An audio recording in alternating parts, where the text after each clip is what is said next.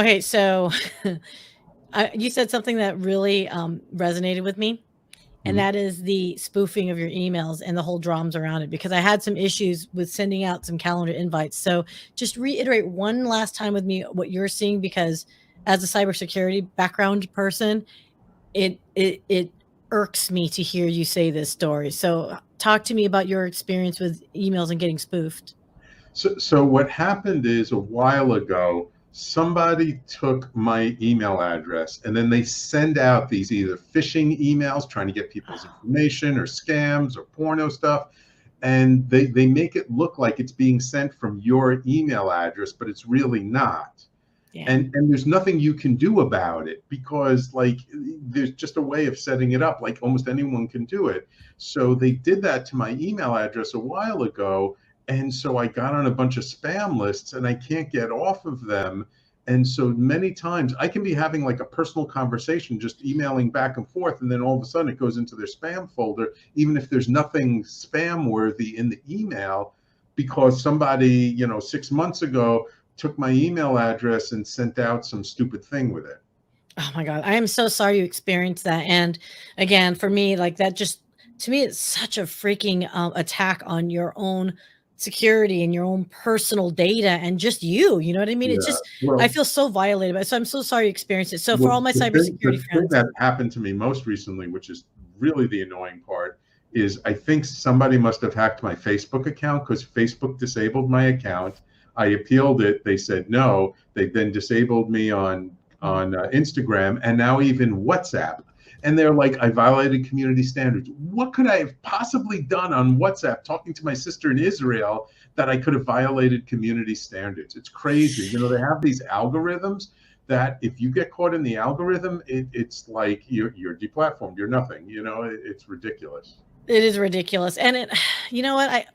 This could be a totally whole different topic, but let's table that, my friend, because really the mic is listening and we want to be able to highlight you as a person, and we can go after those damn hacker people like mofos. But Sam, are you ready for the mic is listening? Absolutely. On that note, I'm like angrified for you right now, so I need 30 seconds to calm down. So here we're gonna cue up the intro. The mic is listening. The mic is listening. The mic is listening. The mic is The listening. mic is listening. The mic is listening. listening. The mic is listening. The mic is listening. The mic is listening. The mic is listening. The mic is listening. The mic is listening.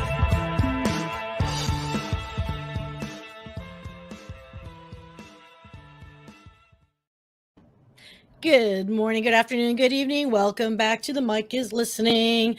Okay, so I am so irked right now, and I was going to talk about something else, but now it's on my mind and I have to do it. So thank you, Sam, for putting it up there. But I do want to talk about one thing. Let's talk about integrity and personal accountability. So as I've mentioned a bajillion times on this show, I started out in security, in cybersecurity, and I built a career on technology sales and whatnot. So my mind tends to go back there, but I cannot for the life of me, now that I'm outside of the technology world, let go of how much I despise people who try to bilk money or corrupt people's life online for the betterment of yourself to try to make money or do whatever you do with that data. Like, honestly, if I could swear, I would be dropping so many words at you right now, people, that I hope you can live with yourself. And you know what? Wherever you go, whatever religion you believe in, I hope you go into the bad, bad, bad, naughty, naughty, sad, sad, eternal damnation, hell, fire, and brimstone place.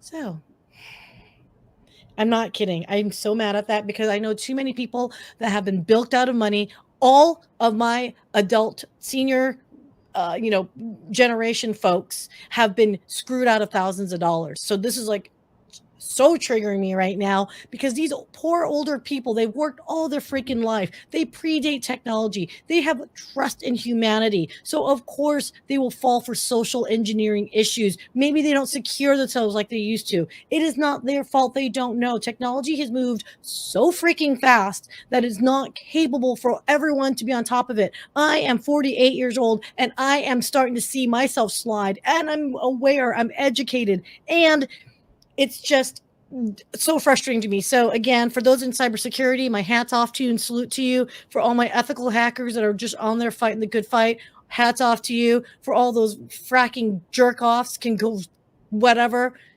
screw you and screw the people that you walked all over, not the people you walked over. Screw you, just you. And I hope that money that you earn burns and that you never get any of it. Okay, on that note, so if you ever meet someone that just inspires you and you're like, I want to bond with this person, and they pretty much can understand what it's like to, like, have, tirades, I don't know, live, and maybe how you control that. Thank goodness, there's like those like delay buttons and whatnot. But, let's talk about these experts. So Sam Liebowitz, my friend who set me off here. Welcome to the Mike is Listening, sir. You are talk radio extraordinaire, executive producer, badass overall. And thank you so much, Sia. I have to tell you, I really love your passion. It's so nice to see someone getting fired up about something, though. I hope I just didn't put a rainy cloud on your day. I didn't mean to do that. You know what? It is like I see all those memes that get posted online all the time, and not memes, but people inspirational quotes, right? That we do on LinkedIn and whatnot to keep us going, because heaven knows our work week can always be, crappy.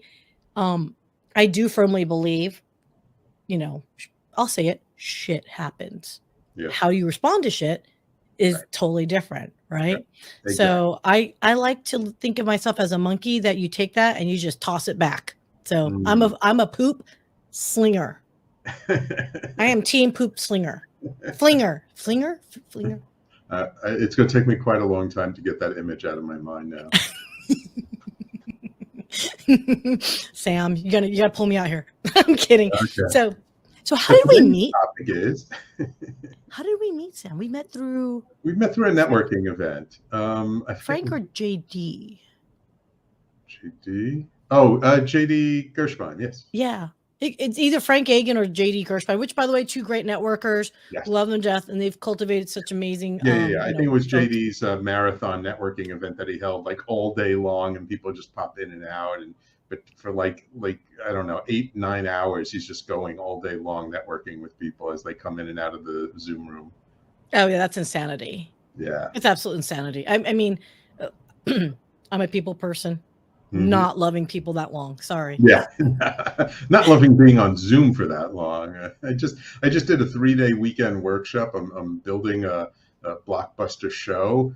And I mean, I did it for the Evolutionary Business Council, an organization I'm a member of. And I did it with Therese Degrova and Charmaine Hammond, and they were both amazing. But it's like I was the primary speaker for a day and a half of this 3-day event. And then they took the other sessions. But by the end of this 3 days, I'm just like, oh my God, shoot me. My eyes are like bleeding, and I can't stay on the computer on Zoom for hours on end like I used to. Oh my gosh. Look, it is a fact.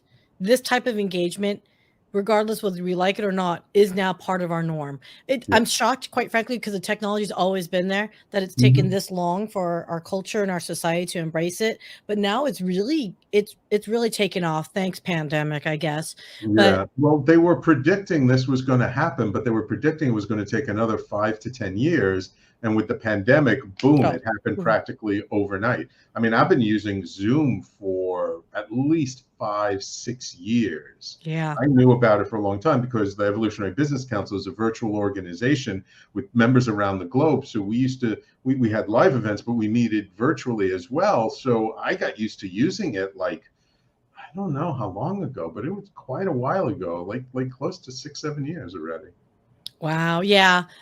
I've used it as well. I just think it's funny that, the whole advent of, us, when we were all locked down, we had to find ways to connect with one another. And, whether it was visually or just using the telephone, which, by the way, I'm shocked, telephone usage didn't go up during the pandemic, right? It's almost like that reminder that, like, I don't know why, but it just felt like the phone feels like antiquated technology. We got to do it over the internet. It's got to be over, the internet, the IP, bandwidth is this and all that. And I think it's kind of funny. So, which kind of brings me to why I wanted to talk to you and why I was so excited is because, I produce podcasts, but Hmm. you produce an internet radio station, and I love internet radio. I can't tell you how often, and I stream all the time. And so talk to me, like, how is your world going so far, especially in light of the pandemic? It had to have gone up. Oh, it exploded during the pandemic. And one of the things, I've been running the station now for over 12 years. And people ask, like, when I, like 12 years ago, when I'd go and network and I'd say, oh, I have an internet radio station, and people's eyes would gloss over and they're like, what are you talking about? And so now it's like everyone knows podcasting. Podcasting's all the rage. But now what I say is, well, it's kind of like a hybrid between a podcasting network and a traditional radio station. You marry the two of them together, and we do all of our shows live first, but then we put out the recordings afterwards, and that becomes the podcast. So then that becomes a sort of a little more understandable way of doing it. But people ask me all the time, it's like, well, how did you get into this? You have a background in broadcasting? And I'm like, not really. No, not at all. And, it's funny, when I would introduce myself, when I do classes and webinars and stuff, I always say I've been an entrepreneur since 1993. And, I've had businesses in half a dozen different industries, everything from entertainment to aerospace. But, I went through a workshop recently, and it got me thinking, and I realized, you know what? I've actually been an entrepreneur much longer than that. Because back when I was a little kid, I used to deliver the dry cleaning with a friend of mine for his older brother when he'd go away in during the summertime and make some extra money that way. And then a friend of mine was like, hey, you want to make some more money? And I'm like, yeah. And he goes, look, on Saturday nights, when they deliver the Sunday papers, we can go to the delivery trucks when they drop them off at the newsstands and buy a bundle of papers. And then we can go around and sell them in all the bars in the neighborhood. And I'm like, oh, great idea. Now, look, I'm going to date myself, and I got a lot of gray hair here, but back then the Sunday paper was like 25 cents. Okay, this was a long time ago. Yeah. So we would go around because we're delivering it to the bars, and we charge 50 cents for it. And there were a lot of bars. I mean, I grew up in a very Jewish, Irish, Italian neighborhood. And so all up and down Kingsbridge Road and Fordham Road, there were all these bars, maybe 50 bars in a night. And I could make, on a good night, I could make $50 in a night, which for a little junior high school kid in the Bronx was like a lot of money back then. But then I kind of realized, when I was reflecting on it, that really I was doing that because I just wanted to make money to like buy things. And it was really to kind of fill a hole inside of me. That even though I had an older brother, an older sister, I didn't really have that many friends, and I really felt alone because my older brother is 8 years older than me. So when I was 10, he was 18. Like, what 18-year-old wants to hang out with a 10-year-old? My sister was 4 years older than me, and we just would fight all the time. So I really felt very alone.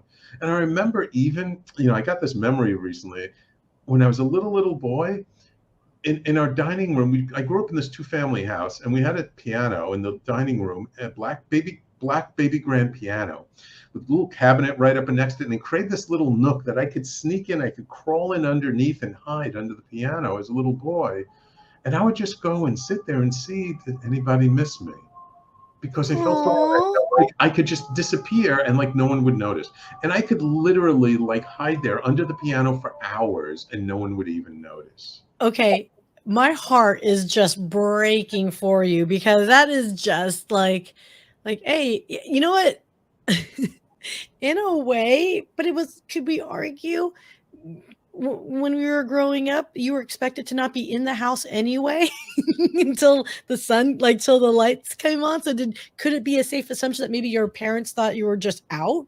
No, not in my neighborhood in the Bronx. No, not being a happy Jewish boy in the Bronx. No. No, it was just my parents were very typical parents of that generation. They were caught up in their own stuff. They weren't very awake or aware. And by the time they got to me, I had my older brother and older sister to deal with. By the time it got to me, my mom was working. She was a school teacher. My dad was pretty absentee as a father. So, but the thing is, the reason why I bring it up is because what it did is it really, like, my interpretation of that story at the time really made me like have low self-esteem, feel like I wasn't worth much. And so I was always going out looking to try and find people. Like I was looking for my tribe, my friends. And I would always end up hanging out with kids who weren't that nice to me. I mean, eventually, you know, I did find some nice kids in high school, but even in like college, like I got involved with some friends who took total advantage of me. And then Wow. eventually I had business partners, even when I started working as an adult, because these stories that run around in the back of our minds, they carry through our entire life. And then I even had business partners who would cheat me and walk out on me and like all these problems, until the point where it got so bad. I got involved with a broker, a commercial broker, on this small development project that I poured everything into back around 2006, 2007. And he was supposed to mentor me through the whole thing, and he was going to co-sign on the construction loan, so we get the construction loan and all that. And then you know what happened? Took the money and ran. 2008 happened. Oh, 2000. Oh, son of a silly cook. Yeah. Yeah. And then he ran, and it's like, and he left me holding the bag. I mean, he couldn't steal any money from me because it was all in the project. But then the project went underwater. I tried everything I could to salvage it. I was going everywhere, but everyone was in the same problem. And eventually I just lost it. I lost everything. I mean, thank goodness I still had my apartment. And I just, like, after that, I was so shook. I was so hit rock bottom. I was just like, I am never letting this happen again.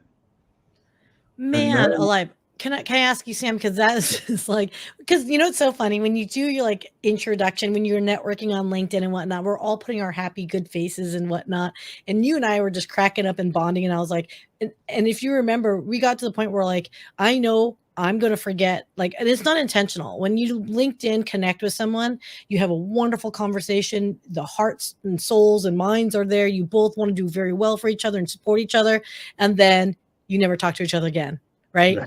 And what did we do, Sam? We put ourselves on a monthly calendar just to say, don't forget about each other. Right. And I love that, because even though we haven't like had to have like another long conversation, or we just haven't, just because of timing and life is happening, the fact that you're sharing this with me, I feel very honored, because that's a lot of exposure that you're offering of yourself. Right. But at the same time, wow, what an awesome opportunity to get to know you more deeply. Another aspect of Sam, because the Sam that I met the first time around was so much more like relaxed and free loving. This is more of the Sam, like, shit happened to me and we're going to talk about it. And let me ask you, with all that stuff that happened, what exactly did you do to pull yourself up and out? Because that is not an easy thing to, I mean, even now I'm sure to talk about has got to be painful. Yeah. Well, again, I want to be real. Right. Because this is one of the things. If you're going to do a show, you want people to resonate with you, you've got to be real and authentic. Yeah. And what happened, life, it just blessed me, because after that happened, I met a guy at a party. This friend of mine brings this guy over and says, Sam, you got to talk to my friend. I'm like, okay. So I'm like, hi, what do you do? I don't know what to ask the guy. He's like, oh, I'm an acupuncturist. I'm like, oh, that's kind of cool. I know a bunch of healers, but I don't know too many acupuncturists. And in his next breath, he was like, but I've decided to become a Buddhist monk, and I'm selling off all my worldly possessions. I'm like, whoa, that's kind of different. I'm like, well, did you sell your practice yet? And he goes, no, not yet, but I'm talking to some people. I'm like, well, I network a lot. I know a lot of people. Maybe I can help you sell your practice. And he goes, oh, that would be really good karma for you. So then we're talking a little bit more. He says, oh, yeah, and I started this internet radio station last year. And I'm like, wait a minute, this sounds familiar. Acupuncturist radio station? I was like, what's your name again? And he says, Giorgio Rapetti. And I was like, I know who you are, because my friend Larry does a radio show on your network, and he's told me about you, but he's never connected us. And now there he is, standing in living color in front of me. And so a week later, I meet him in his office. I'm like, okay, I need to know the good, the bad, the ugly. If I'm going to help you sell this, give me the numbers, tell me what I can tell people, blah, blah, blah. We go through everything. Tells me all about the acupuncture practice, which was okay. I mean, I've done healing work, but I'm not an acupuncturist. Wasn't too interested. But then he started talking about the radio station. And I have a background in technology. My degree is in computer science, and I've been doing public speaking since I was in college, because I was on the speech and debate team in college. So that was really fascinating for me. And by the end of this meeting, I kind of jokingly said to him, I'm like, wow, this is such a good deal. It's like getting two businesses for the price of one. I go, I can't find someone to buy your business. I'll just buy it myself. we both kind of laugh at it because I'm not an acupuncturist. What the hell do I know about acupuncture? Here's some needles. Well, Just kidding. Don't do that. Don't do that. don't do that. So I go home that night and tell my wife about the whole thing. And she's like, has this way of just having this very stone cold face. You really can't read her. And she goes, forget helping him to sell his business. And I was like, really? And I was kind of crestfallen. And I was like, oh, he's such a nice guy. I thought I'd help him sell his business.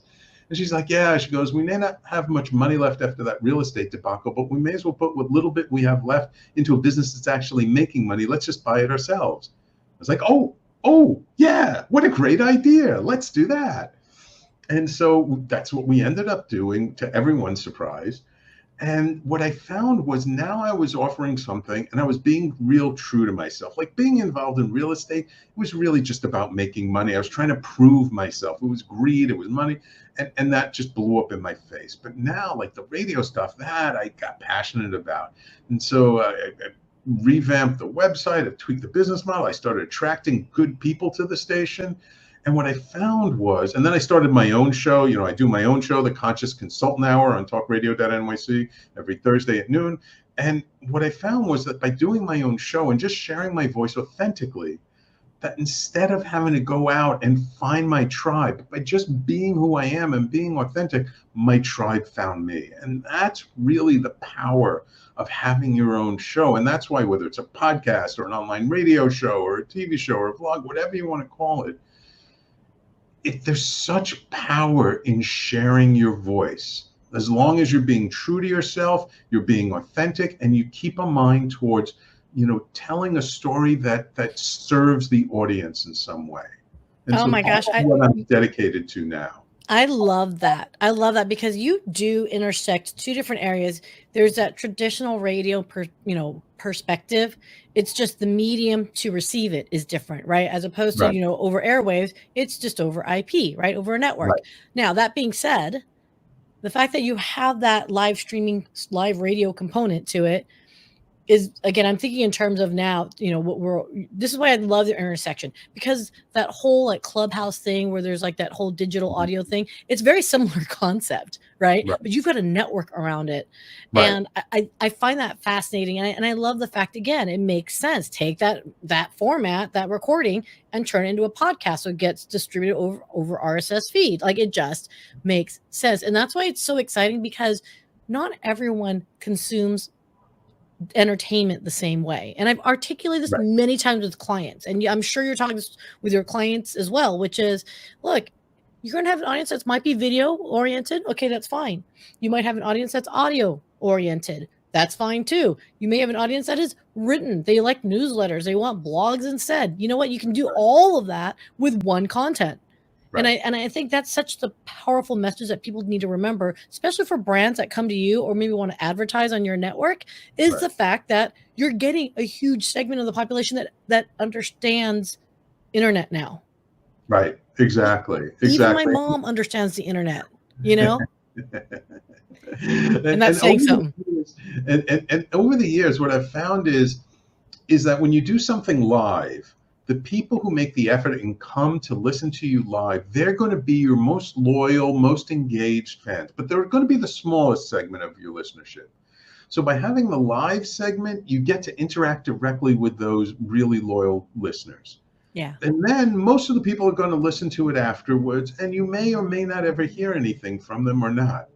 But, by really connecting with people and being live, it's that extra component. For me personally, I love it, and I know my fans love it. There's something about live of putting your feet to the fire, right? You really have to be witty. You have to have your wits about you. Let me rephrase that. You don't have to be witty. You just have to have your wits about you. And I guess that's for me an adrenaline rush. But again, fully cognizant of the fact that's my personality type, right? Yeah. I get excitable pretty much on anything. But that being said, though, too, that could also be grating for people that, don't care for that. So let me ask you this. So Sam, you and I are very, very like-minded in this context. What if you're talking to a client, a brand, for example, that's like, you know what, we would like to do a live stream, program with you. Mm-hmm. How much content guidance do you give?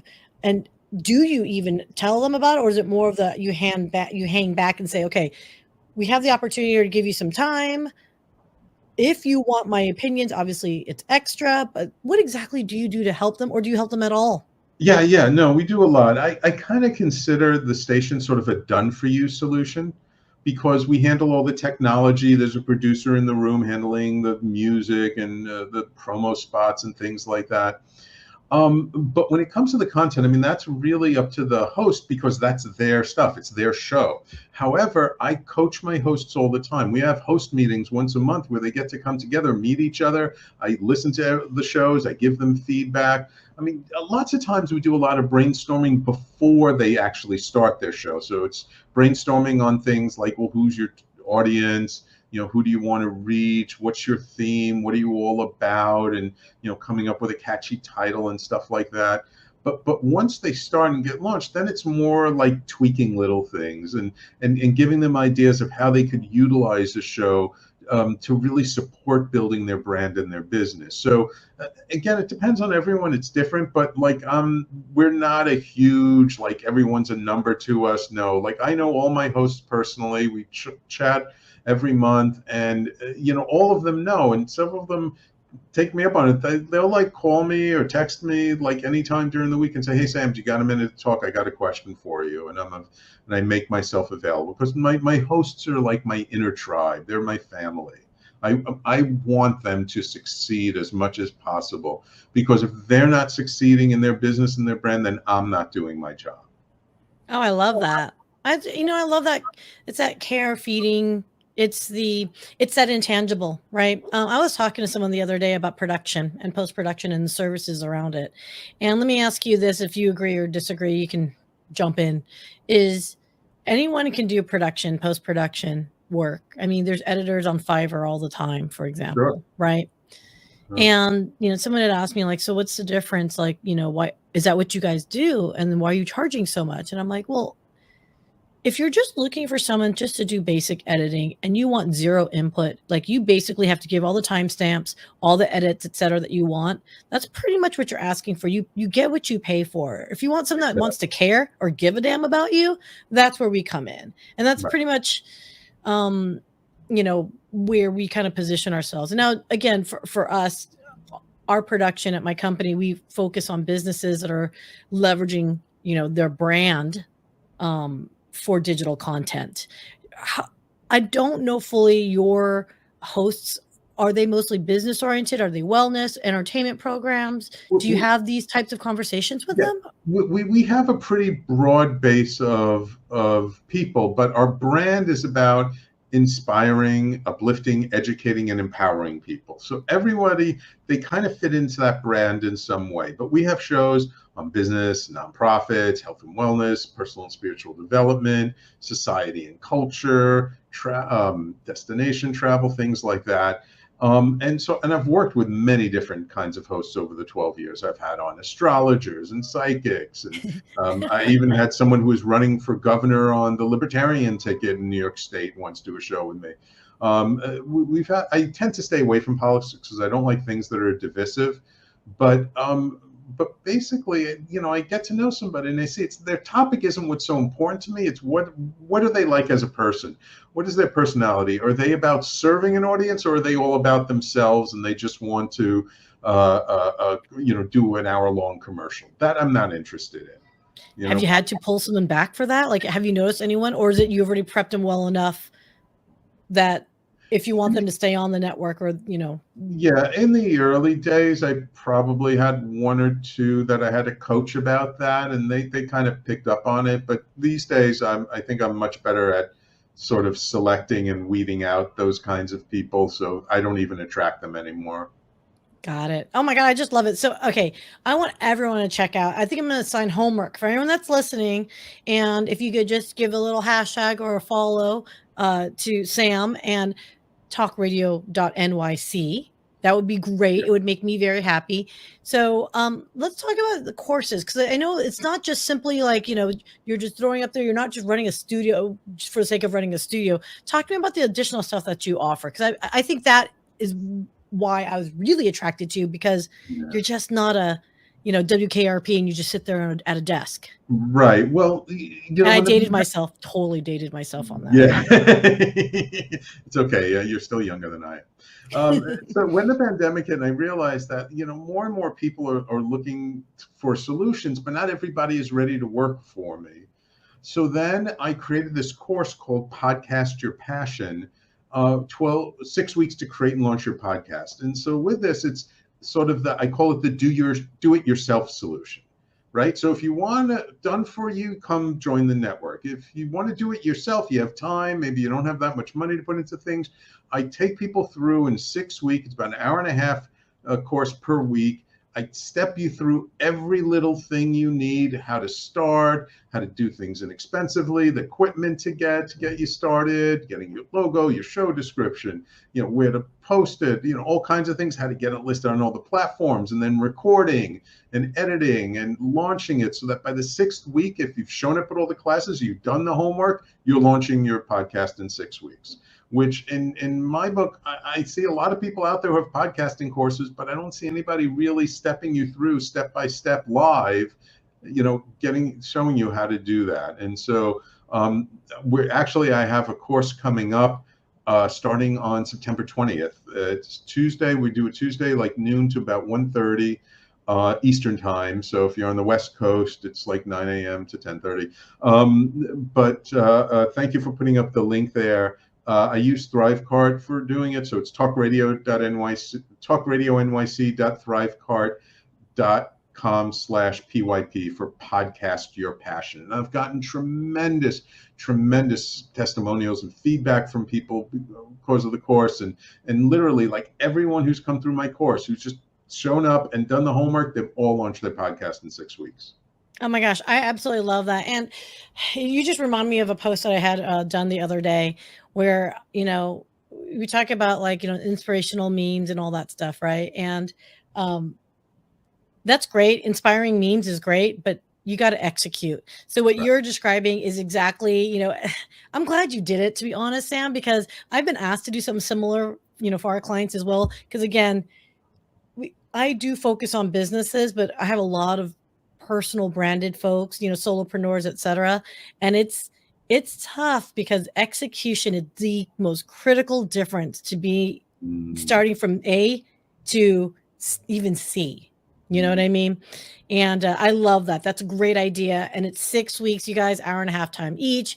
Spend time with Sam and his team. That makes absolute sense. Anyone that's interested in launching their own podcast, again, cost is an issue, or you're just like me, where you're like, oh, I'm hands-on, I want to learn everything.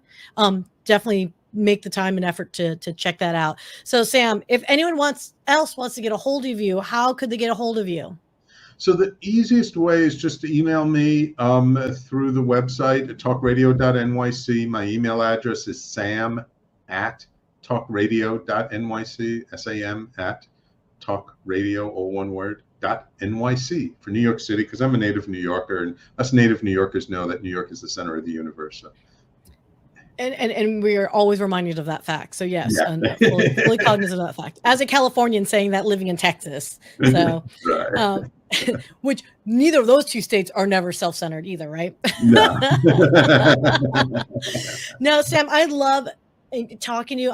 There's a reason why I loved engaging with you, because I just feel like there's a great opportunity here for, again, I keep bringing it back to business, but as well as, for personal brands, etc. There are multiple routes to creating your own content. There are multiple routes for you to find your place that's most comfortable for you. I'm fully cognizant of the fact that not everyone wants to do video. Fully cognizant of the fact not everyone wants to do audio. You know what? There is something where you could actually, if you're trying to find the fastest path to content and you're not sure how to start it, sometimes just record yourself on your cell phone and then transcribe it. There's a lot of software platforms that do it, and maybe find your footing, and that will help you get there. People like Sam at TalkRadio.NYC, my company, Innovation Media Enterprises, we're here, and there's tons of other people. So if you have questions, I know a lot of folks that do very similar things that we do. We're happy to help you on that. So Sam, I just love that we've met. And I do hope that you can come back at some time. Absolutely. Maybe update. Absolutely, Sia. And we have to have a conversation after this, talk about collaboration in the future, because I have some ideas. See, this is why I do this show. I'm not going to lie to you. I do this not because I want to just, live stream for the heck of it. It's because people like you come up with brilliant ideas that I never would come up with. And it's like free. Mm-hmm. That's my selfish motivation. I'm using you. 100. Go for it. Do it, babe. Do it. Thank you, my friend. All right. So I do have some closing notes and comments I do have to do. So just hold tight, Sam, for a second here. Friendly reminder that my partner Aaron Greger and I of Innovation Media Enterprises, we are the chairs for Global Leaders Organization here in Dallas. We are committed to community, commerce, capital, and content. The big part of that here is the capital access. This organization is for businesses that are established, not pure startup. You already have some revenue running, but you're looking to accelerate your growth and you're trying to figure out, should you do it by bootstrapping it yourself or possibly looking at outside investments? So Glow is huge for that. And again, the community has all been there, done that. We have serial entrepreneurs and we have folks that are like, kind of like me, is my first route into entrepreneurship. It's a really good blended mix. So hit me up if you have any questions. There is Glow chapters all over the United States and Canada and Mexico as well. And so happy to lead you and take you on to the local chapters. The other last part, of course, got a show for myself, Innovation Media Enterprises. Everyone has a story to tell. Do it with a podcast. I don't care if you're a person or a Fortune 100 company. We all have stories to tell. I keep telling and hearing people say to me, oh, corporations are people. Well, then freaking start telling some stories. People make it interesting. So we consult, strategize, produce, and market your digital content around podcasts for you. And to bring it all back again, Mr. Sam Liebowitz of TalkRadio.NYC. You're my best friend ever. Thank you. Thank you so much, Sia. I really appreciate you having me on your show. It's such a pleasure to know you. You're such a fun person. Yeah, it's like every time I have a conversation with you, I'm all smiles. Yay, that makes me happy. So on that note, see where we started off? Sia was the angry Sia, and now you've got the happy Sia because you've got the magic touch, Sam. You're the best ever, sir. Thank you. Thank you so much, darling. All right, everyone, peace out.